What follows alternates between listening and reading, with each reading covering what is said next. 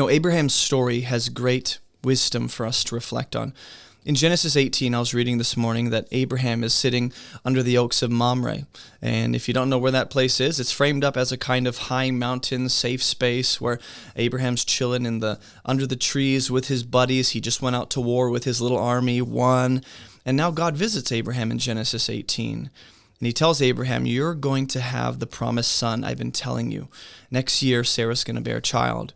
Abraham's pumped, gets excited, but God does leave Abraham with some pretty sad news. And that is that God has heard the outcry against Sodom and Gomorrah. And so he's come down to essentially deal with that and bring the proper justice. And it's going to turn into the destruction of Sodom and Gomorrah. Now, Abraham hears this, and it's a problem for him because his nephew Lot lives in that exact city. And so Abraham begins to intercede for Sodom and Gomorrah.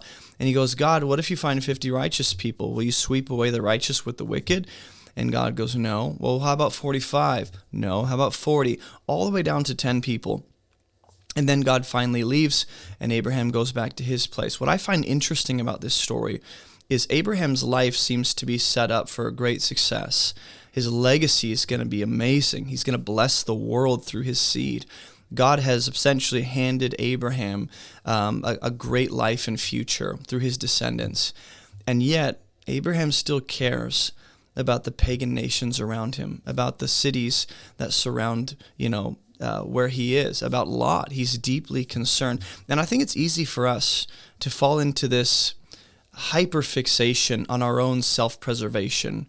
Like, it's not bad to be self-preserving. That's just natural. That's just in our human nature, is to preserve our lives.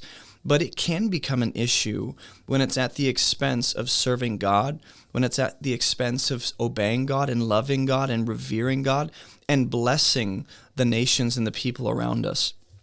And I think Abraham's a great example of this. He doesn't allow his own sense of security and safety to kind of overshadow his concern and love for those around him.